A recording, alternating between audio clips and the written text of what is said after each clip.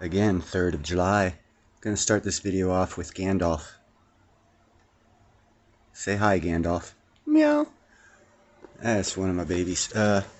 Yeah, some more fun news. I keep coming across this good stuff. This is only gonna be a little 2-minute video. Hey, buy yourself some silver and platinum first off. Like, share, and subscribe so that other people get this news, because they say emerging economies are good investments. Well, watch out for others' economies, especially if they're not being reported on. I'm going to give you guys a little report on, I believe it is Pakistan, and they are fixing to go bankrupt as well. Highly tied in with China. So I imagine that's also going to affect China. So yeah, I know I'm always on China, but this is one extension away from China going bankrupt, leading to China. Here it is, folks. Let me make sure I got you here.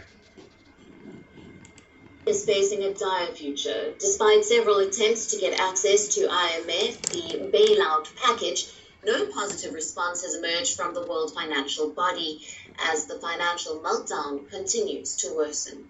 Islamabad has now said that the country's trade deficit has surged to an all-time high of $48.66 billion in the outgoing fiscal year. This is a significant jump from $30.8 billion that was reported in the last fiscal year. Now, what is interesting to note here is that Pakistan's trade deficit reached such an alarming level despite a ban on more than 800 items.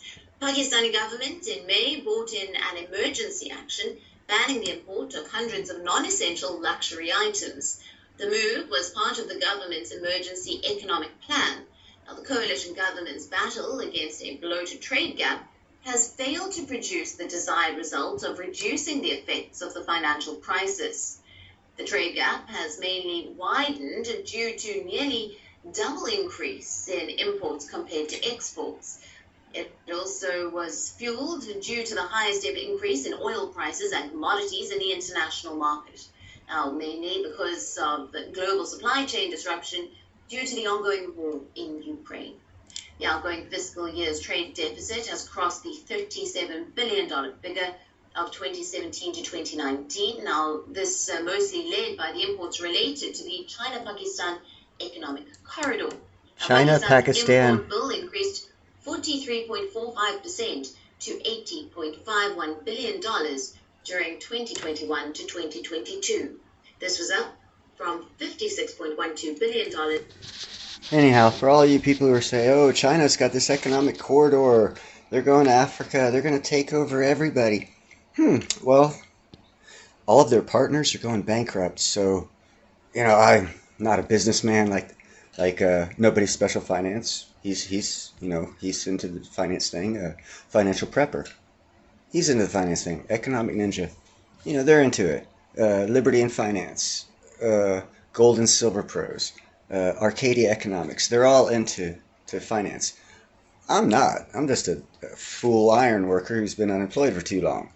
And I'm seeing some serious crap here that's not being reported. So if everyone's betting on China's economic corridor, which was just reported is falling apart because their partners are bankrupt, if everyone's counting on China's economic corridor to Africa playing out, as I've said in my other videos, I believe Kenya has already taken over their deep water port that they had a deal with China on. China got screwed on that one. Can't do nothing, didn't do anything. I think also maybe Turkey did the same thing. A few countries that they, don't quote me on this, I believe Australia, but I don't know, I'd have to recheck that one. But I know China was like invested in 7 deep water ports around the world with this economic corridor. And I think like 5 of them got taken away by the countries that they were partnered with. Again, my recall is not good on that, and I don't have any facts to show you as I just did on this Pakistan thing. But I'm telling you, I said China is not worth thinking about as far as becoming a world power. Everything they've went for is falling apart. And if you go back to history, and I said this in previous videos as well, and you just research what Nixon said on how to take down the CCP. Hmm. Kind of sort of playing that one out to a T. Or what is it? To a fiddle. Yeah. I mean, it's just being played out perfectly. The CCP is going bankrupt. All of their economic partners that the news is not reporting about, that I just showed you another one, Pakistan going bankrupt. They like 30% in 1 year, just like America, except for their numbers are smaller and they don't have the economic resources we do.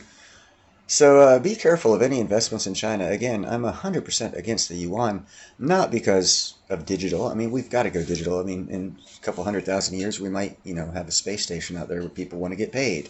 And if that occurs, yeah, we'll need to pay them, which is digital. You can't transfer dollars. You can't transfer gold and silver. I'm a silver bug, man. Silver and platinum's my thing, But I know you can't do that. So we are going to that direction. The metals will always be valuable. Do not deny that.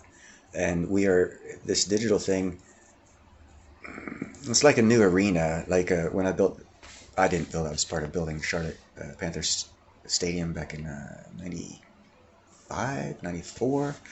And, it's a new thing. New people came, took it over.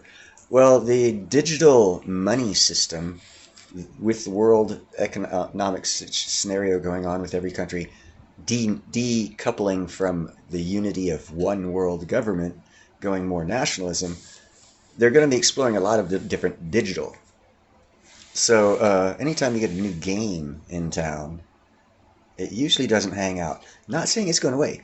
It evolves and progresses into something that it never was when it started. Kind of like Bitcoin keeps changing in the past 13 years. I think it's been like 9 different things, store of energy, store of wealth, build your house, whatever. So just keep an eye on and do heavy in-depth research. It's your money. You're losing it through inflation. If you want to save it, research before you invest, if you have any to invest. And my personal suggestion is invest in platinum and silver. You guys have a great night.